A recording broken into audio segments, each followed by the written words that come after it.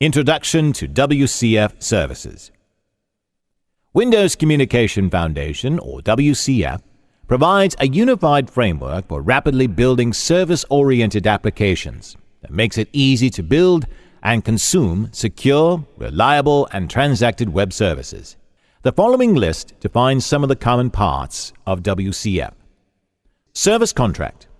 This attribute tells the CLR that the interface or class needs to maintain WCF metadata. We can work with this programmatically.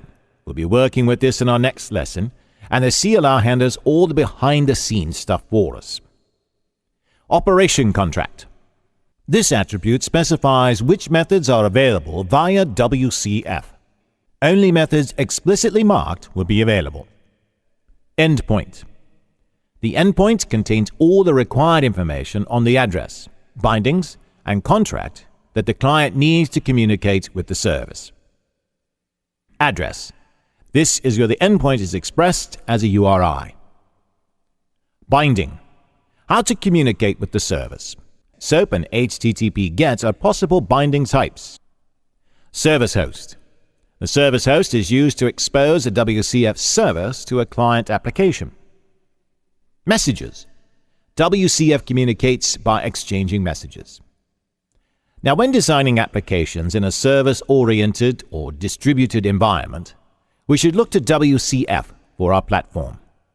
To implement the technology, we can build in security and transactions and pass messages via many technologies with similar code. WCF is a very huge topic, and this chapter demonstrates only a couple of common uses for it. To learn more, you can visit the main website for WCF. Creating a WCF service. Number 1. The scenario here is to create the same get_root web service from inside a console application, using features of the WCF. To start things off, create a new console application and name it get_root. Next, add references to system.serviceModel and system.serviceModel.web. Now to the code. Open the page module1.vb. At the top of the module1.vb page, add these 3 imports. Paste this code for the service contract, L_root. Now let's add a class to implement it. Paste this code snippet to add the _root class as follows. Inside of Module 1, add the procedure for using HTTP to communicate between the console application and the service. In this example, we'll add error handling so the services can be closed properly, just in case of an error. Then add this procedure for SOAP communication. Finally, paste this code to the main subroutine. Now run the project. Enter some values and test the application. We will get the output something like this. Creating a WCF services, number 2. Let's explore how this works. The service _root provides the same functionality as it did in the previous lesson. Then we add imports to 3 namespaces that we use to save a few keystrokes. Next up, to the interface you add service contract, operation contract, and webGet attributes. This tells .NET that the interface marked with service contract carries a WCF contract, and public methods were marked with the operation contract attribute. The webGet attribute tells the framework that the method will be made available via HTTP GET. After we create the interface, we need to implement it. Now to do that, we create a new class named _root. The class implements the L_root interface and is available for use as a WCF service. The simple class has but one method. The get_root method accepts a number, performs the operation to calculate the square root, and then returns the answer to the caller. The first subroutine we add is HTTP channel. This procedure sets up the service to be called over HTTP, hooks the client up, and makes the communication work. To start, we declare a couple of storage variables, DBL number and DBL input for later use. Then we can start a try-catch. Inside of the try-catch, we create an instance of Web Channel Factory with this URL. This allows us to call the service over HTTP. Actually, while the HTTP channel is open, we can open a browser and navigate to this URL, and then see the service in action via HTTP in our browser. We create the channel next. Now, this channel allows us to call any public methods available at the other end of the channel. Next off, we add the interaction with the user through the console application. In the midst of the interaction, we call channel http.getSquareRoot DBL input. Now, this is to run the method and return the square root from the service. That one line of code is where the actual work was completed. The second subroutine we add is SOAP channel. This procedure sets up the service to be called over SOAP, hooks the client up, and makes the communication work. To start, we declare a couple of storage variables, DBL number and DBL input, for later use. Then we start a try-catch. Inside the try-catch, we create an instance, channel factory, with this URI. Now, this allows us to call the service SOAP. Take a look back at where we created the web channel factory. The code we created is almost identical. That is part of the design of WCF. No matter how we communicate using WCF, the code will be very similar. We create the channel next. This channel allows us to call any public methods available at the other end of the channel. Next off, we add the interaction with the user through the console application. In the midst of the interaction, we call channel SOAP.getSquareRoot DBL input to run the method and return the square root from the service. That one line of code is where the actual work is being done. At the end of the procedure, we add code that closes the HTTP channel and handles errors. Finally, we add code to submain. To begin submain, we created a WCF service host. The service host allows us to configure a service and expose it for consumption by client applications. Next off, we create the endpoints. For this application, we need two endpoints. One is for the HTTP GET, and one is for the SOAP requests. To set up the endpoints, we pass in parameters to specify the contract, the bindings, and the address. Now that we've set up the service host, we add one line of code to open the host. Finally, we call the sub-procedures to interact with the user and the service method to get the square root. Introducing Windows Presentation Foundation. Windows Presentation Foundation, or WPF, is a next-generation presentation system for building Windows client applications with visually stunning user experiences. With WPF, we can create a wide range of both standalone and browser-hosted applications. The new Application Programming Interface, API, is known as the Windows Presentation Foundation, WPF. WPF is one of the core technologies in the .NET Framework 3.5 and is integrated into Windows Vista. WPF is also supported on Windows XP. WPF extends the core with a comprehensive set of application development features. Introducing XAML. Extensible Application Markup Language, as we just learned, XAML, is the XML language used to describe the user interface definition. When we create a WPF-based UI, it is written into an XAML file.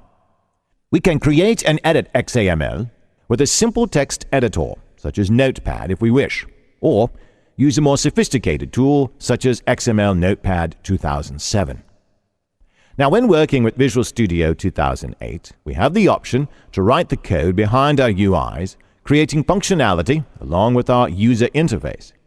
We also have the ability to create and attach any of the full range of resources available through Visual Studio.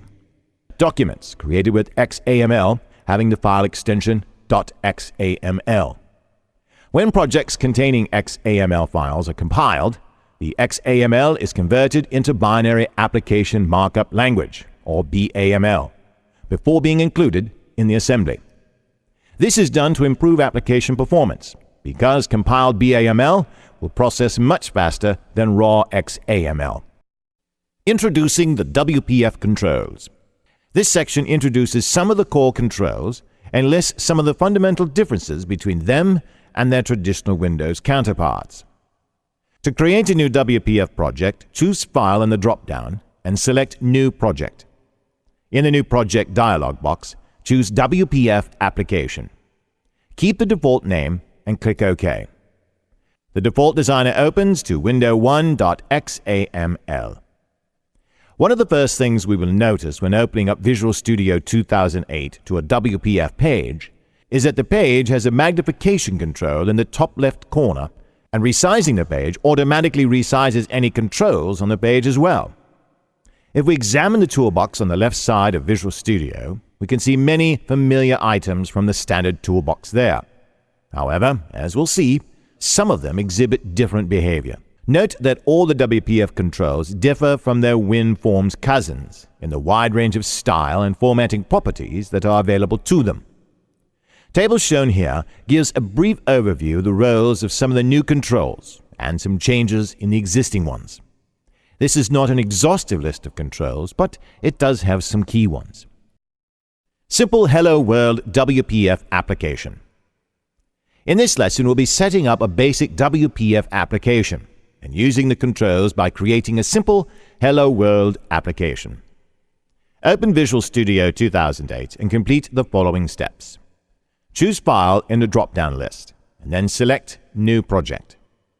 From the New Project dialog box, choose WPF Application, and rename the project Hello WPF, and then click OK.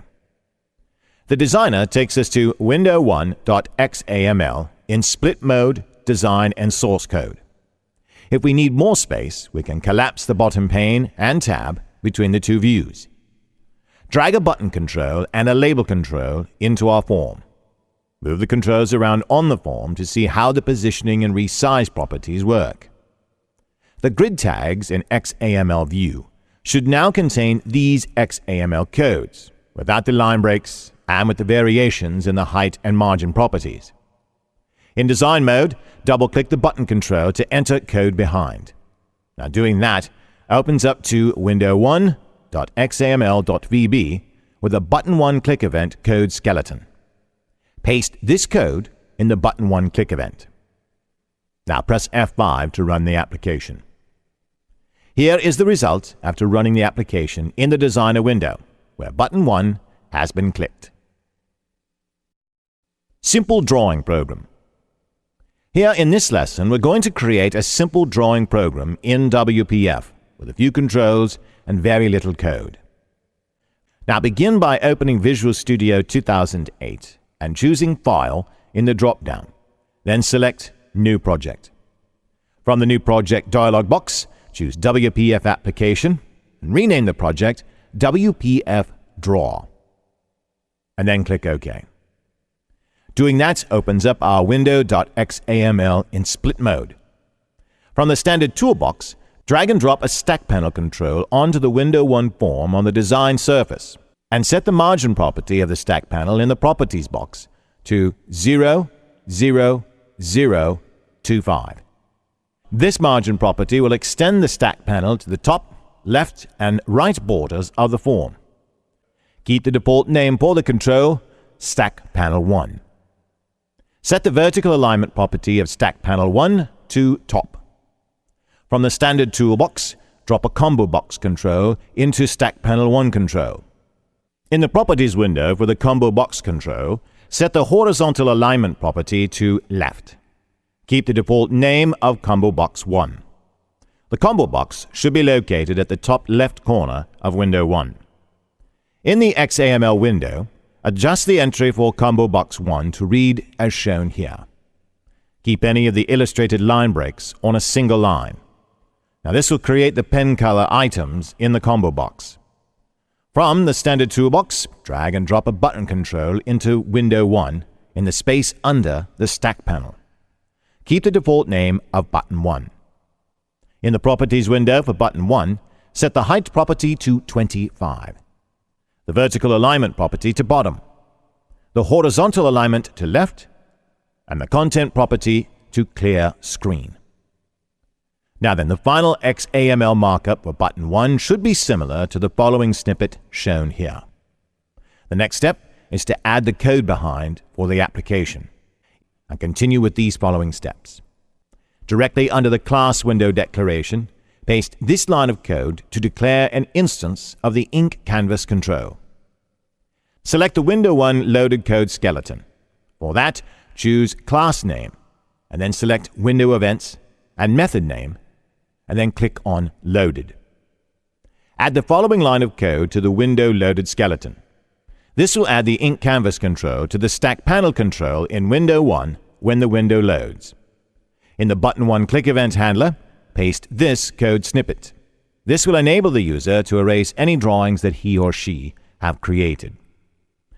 Select the code skeleton for Combo Box 1 selection changed and paste this code within.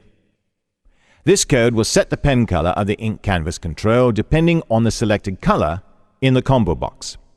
At last, our code behind window should look like this. Finally, press F5 to test the application.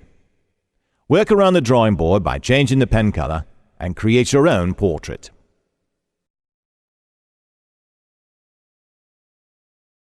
Creating a WPF browser application. WPF applications can also be displayed as web applications. We may have to make only some minor layout and presentation changes to optimize the appearance of our application in a web browser window as opposed to on the desktop. Now, let's create a WPF browser version of the simple drawing program. Let's use the same WPF draw that we created earlier in the previous lesson. Switch to XAML View and paste this code snippet within. This is essentially the same markup that we used for WPF Draw earlier in the previous lesson, with some layout modifications to control the distribution of the controls and make the application a little bit more presentable in a web browser window. The code behind for WPF Browser Application 1 remains virtually unchanged from WPF Draw as well. The only difference with this code from the original WPF Draw is that we add some additional layout and design properties to My Link in the Page 1 loaded sub to again help with presentation in the web browser window. Now press F5 or click the green arrow to run the application. Doing that opens up the web browser window. Work around the drawing board by changing the pen color and create your own portrait on a web browser.